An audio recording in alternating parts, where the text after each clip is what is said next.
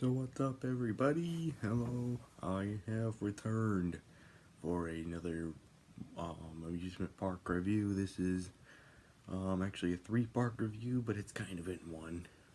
This is Universal Studios Florida, Universal Islands of Adventure, and Volcano Bay Water Park, all in one.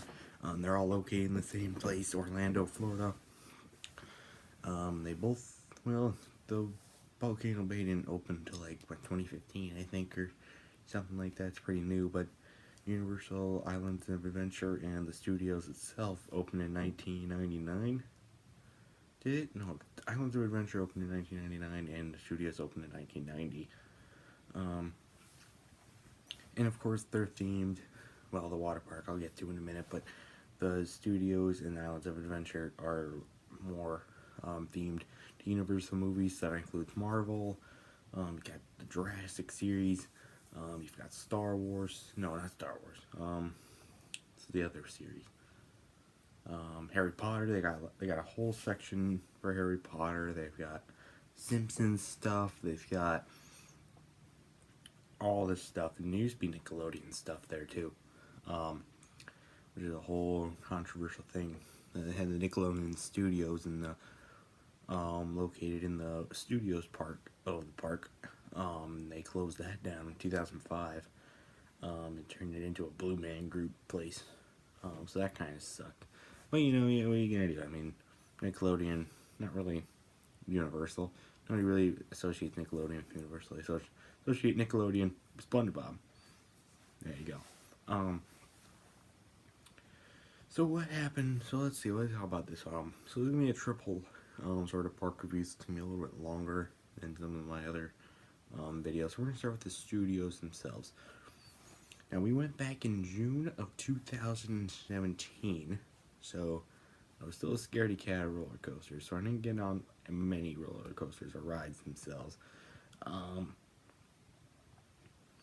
did get on a few, and they'll be coming out soon. And I have some other sources I can get some more roller coaster reviews off of, but I gotta see how that goes. But at first we'll start with the actual studio, since it's the oldest. It's the main part of it, and all the parks are like connected. Well, not the water park, but the studios and Islands of Adventure are connected by this area called like downtown, I think it's called. They got a bunch of like restaurants and shops and all that. It's kind of like downtown Disney. Kind of like downtown Disney. But it's got this like whole section for shops and restaurants. I remember we ate like an NBC Sports Cafe. It was pretty cool. It's like a sports bar. We got other stuff, and then you can walk from the Islands of Adventure to the studios, or you could go the other way around. And I also remember that the only way that you can get from your hotel to the park is through a boat. Yeah, you get dropped. We had our hotel, then we got in like this boat, and we went on like a river ride all the way down to where they drop you off in downtown, and then you gotta walk to the park. It's actually really cool. Something that they don't have at like Cedar Point or even Disney or anything like that. So it's pretty cool, in my opinion. But then, let's talk about the studios. You walk in, you get up to the studios. There's this big arch. It says Universal Studios Florida on it, because there's also Universal Studios Hollywood out in California. But anyway, and then you got this big ball. Like how you get the logo for Universal. I don't know how I would say that or not, but it's like a spinning globe. It's got like mist on it. It's pretty golden and all that. It's actually really cool how that turned out. It was really nice. I enjoyed it. Then you get into the actual park, and this is where you're gonna find. What are you gonna find here? You're gonna find the Simpsons stuff I talked about earlier. You're gonna find the abandoned Nickelodeon studios, which is where the Blue Man Group is now. You're gonna find one of the 2 Harry Potter sections. Yes, there are two Harry Potter sections, which both opened in 2007 for the new Deathly Hallows Part 1 or Part 2. I forget what it's called. I forget which one it was. Um, so let's talk about the. I didn't get to see much of The Simpsons because there wasn't really much there. It was a pretty long line. They got a whole section there. No, that's Islands of Adventure. I'll get that back to that. But I mean, it's more like attractions, not much rides. There's a nice. I remember I did ride this nice minion ride. It was like a virtual like minion ride. You got like these cars, and then they like there was a screen, and it would give you the illusion that you're actually like going on the ride, and that was pretty cool. I enjoyed that. They also went on this Jimmy Fallon ride, raced in New York with Jimmy Fallon. That was alright. I mean, it was okay. I mean, it was just like the Minion ride. Um, Universal, I should say, is not based off of like rides. It's more based off of experiences, which is what the Jimmy Fallon and Minion experiences are, so to say. But they were pretty good. I mean, they weren't anything bad. There's also a Shrek ride, right? That was in Universal Studios. There's a Shrek ride we went on. This is again, it was an experience. I should keep saying a ride, but it's an experience. There was one roller coaster, only one roller coaster in that area, and it was in the park. It was the Hollywood Rip Ride Rockin' roller coaster. I won't review it in this one because actually I didn't get on it, but I do have inside sources that did write it, and maybe I'll get their review on it later, but probably not. I'll just have to wait till I go back and probably get it on it again and review it. But anyway, and then let's talk about the Harry Potter section of this park, because that is pretty much what half of Universal Studios Florida and Islands of Adventure are. It's Harry Potter. So you go in like this door, okay, or whatever, I don't know, it's like a hallway or something. You go down the hallway and then you come back, and then there's just Harry Potter.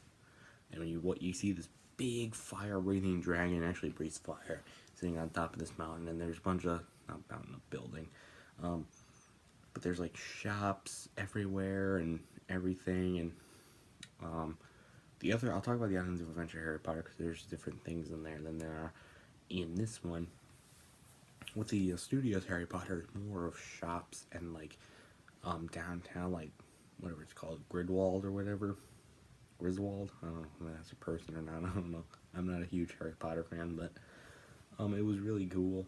They do have a like dragon ride or something. It's like a dark ride, but more like a roller coaster / dark ride. But that Harry Potter section was really nice, and I did enjoy it. But I did enjoy the other one more, and you'll know why in a minute. So that's pretty much it. I mean, for Universal Studios Florida, it's a nice place. It's more of just like TV experience stuff, and I'm surprised there was a Shrek ride still there. Shrek hasn't been. That probably opened like 2001 or something. It's still standing. It's pretty good.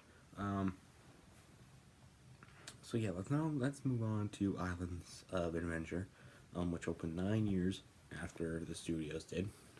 Directly across from it, opened in 1999, and Islands of Adventure is more dedicated to like thrill rides and all that stuff.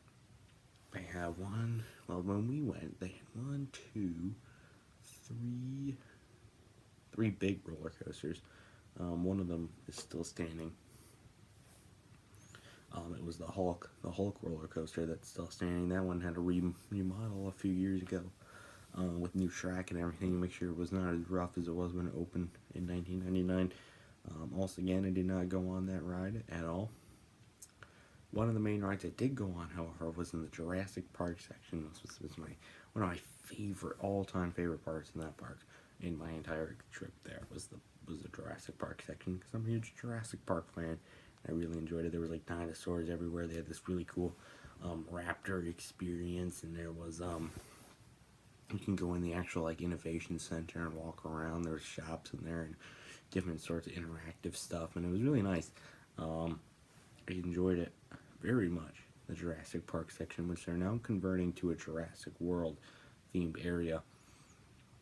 But the one thing I did go on in there that I really wanted to go on, even though I was a little scared to go on it, was the Jurassic Park River ride. It was really nice. You get in this boat, and then you go down like a river, and there's a bunch of dinosaurs. There's like Parasaurolophus, and there's Stegos, and there was shooting water out of them, and then that was like a nice section. That's where all the herbivores are. And then you go down into the carnivores. There's a Dilophosaurus shooting water. There's a raptor. There's the raptor pen from the first movie. Then you go up a lift hill. Now I saw a POV of the Hollywood one, the Hollywood ride of this, where you go up and then you're like going. It's like it's up down, like they go like that. Not at Florida though. You go up and you go around. Then you do a bunch of other stuff, like raptors and it's like a building sort of thing and everything. Which in the Hollywood ride where you would do when you're going up the lift hill. But you're going like round and round. And then the T-Rex comes out at the very end and then straight down, splash, drenched in water. Then you cruise back to the station. That's the ride. It didn't have a long wait, it was like 5-minute wait, and that's pretty good. Yeah, who would go down for a 5-minute wait? I was down for it. Thank God I didn't have to wait longer, because that would have been fucked out of my mind. But now I wouldn't be. I wish I would go back. Could ride more. I think this is where The Simpsons was. I think. They had a cool. What they have cool. The Mummy ride was in the studios. There was a Mummy themed one from the Mummy movie, which I watched, which was pretty good. But anyway, they had the Harry Potter section in this one. Well, first of all, they have a Cat in the Hat section. That's where my mom was. She's a teacher, and she loved the Cat in the Hat section. I walked through it with her. It was actually not that bad. It was actually very nicely themed. They had some nice shops and stuff, and I got a lot of pins that I enjoyed, and it was really nice. And you know what? Whatever. I mean, it was nice. I was going through. It was very nice compared to what we just went through Jurassic Park. So I mean, it was a totally different story. But then you go to the Harry Potter section, which is a lot bigger, and it's one that's in the back of the park. That's a lot bigger. I thought at least. You can take a train from the Harry Potter section to the next Harry Potter section. I can believe. I think they have 2 connecting trains from the studios to Islands of Adventure between the 2 Harry Potters. I know, and then you get like these cool animations inside your cabin, where you can see like the Mentors and Harry and Ron flying around on their broomsticks and everything. It's really nice. They did a really good job theming up the Harry Potter section. But my favorite thing from Harry Potter was the butterbeer. Holy crap, that stuff is good. We got frozen butterbeer because it's mid-June down in Orlando, Florida. It's gonna be hot. Like every day we went down there, it would be like 95 degrees, 100 degrees, 90% humidity, and then it would just pour. At like 4 p.m., it would just start pouring, and it'd cool off, and it'd be nice in the evening. So yeah, that was great. But anyway, we went down there, and the butterbeer was good. It's not actual beer. Otherwise they wouldn't sell it to me. I'm only 15. I'm not 21 or nothing. But it was really nice. It was a really nice, cool drink. It tasted really good. Butterbeer is really good. Now they're starting to sell it as a secret menu item out in Starbucks. So you don't want to pay the admission to Universal Studios, Islands of Adventure. Just go get it. It's your local Starbucks, but you gotta ask for it because they don't have it on their menu. But I mean, it was good. And then I got my first and last look at a roller coaster that is no longer there. The Dragon Challenge, or what our many fans call it, Dueling Dragons. Andrew got on this one. He got on both of them. I did not go on them. Obviously, I was scared to go on them.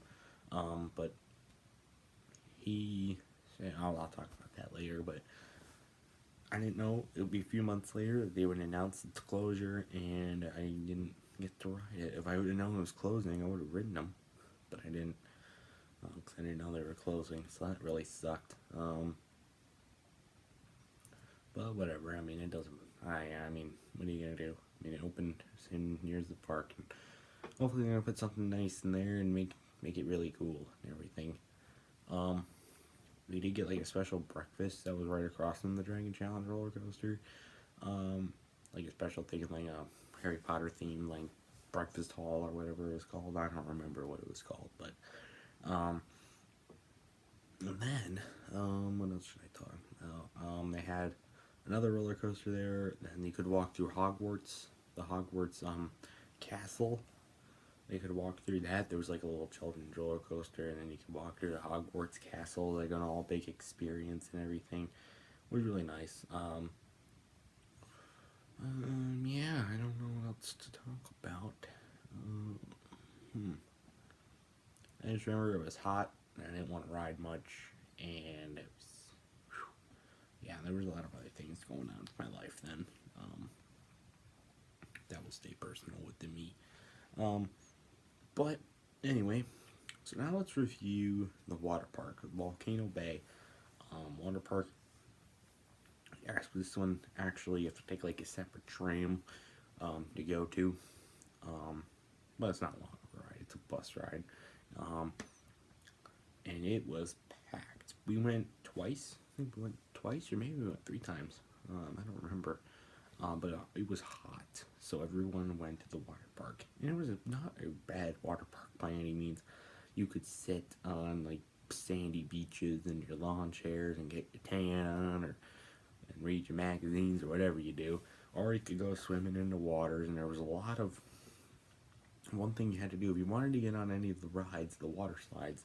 You had to have this wristband that had like a thingamabobber on it, and it had like a digital thing, um, and you would scan it at the line for the ride, and then it would tell you how long the wait time is, and so you didn't have to stand in line. You could go do something. You could go swimming. You could do whatever the heck you wanted to do. Um, Throughout your entire experience there, that's all you could do, and it was really nice that you got to do that. But the bad part is you couldn't scan at any multiple rides at once. So if you went, it was like a 30-minute wait for a water slide. You had to go just swimming or eat or something, and you had to wait until that water slide was ready to go. Even then, there was still a little bit of a line to go into, so it wasn't totally open. I did ride a water coaster. They do have a water coaster at Volcano Bay. It's called the Krakatoa water coaster. I did go on it, and I will review that. I did get on it many times, and I will review that. Coming up, it was really nice. There's a big volcano in the center,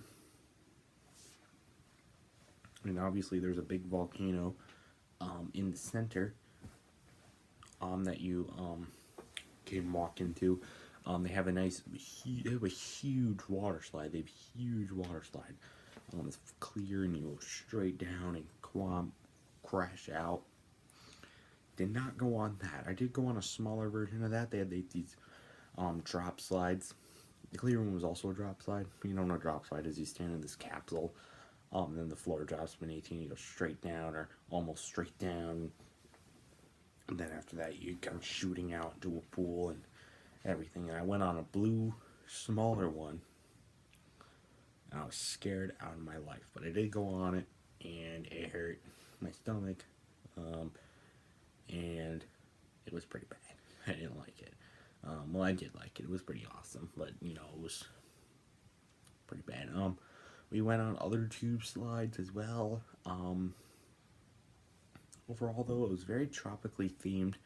To like a remote island out in the middle of nowhere in the Pacific or something, and it was really nice. I really liked the wristbands; they were pretty cool, and it was just a nice way to cool off and enjoy your day at Universal, by going there.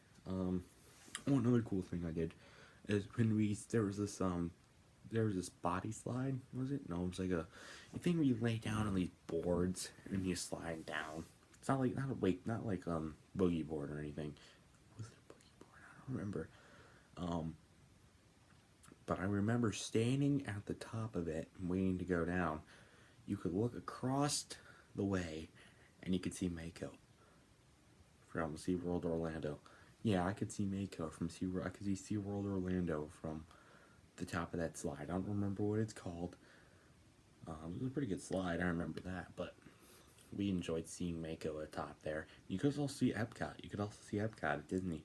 You see both of those from across the way, and that was something that I really enjoyed because I never seen them in person. We didn't see them on the way there or anything. Though we did pass by Carowinds at 3:30 in the morning, driving down there. I remember that. Yeah, we had to drive straight through from here in Michigan all the way down to Orlando, Florida, so we could get there on time because we had a reservation and everything. Remember, we stayed at Daytona Beach, and I got to see Daytona International Speedway, and it was pretty exciting. Will be review. I might review Daytona. I'll see. But anyway, so overall, I mean, Universal, it's a great place to go. It's open year round because it's all the way down in Orlando, Florida, so you don't have to worry about it closing. It's not a seasonal park; it's a year-round park.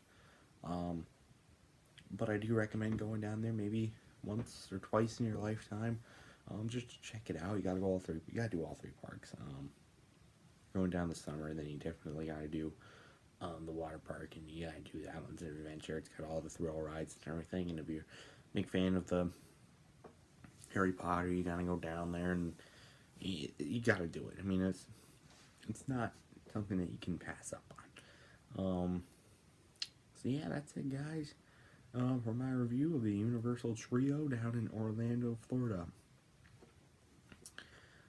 I will get my Krakatoa review up soon, plus some other things that I'm planning on doing in the future. So thank you all for watching, and goodbye.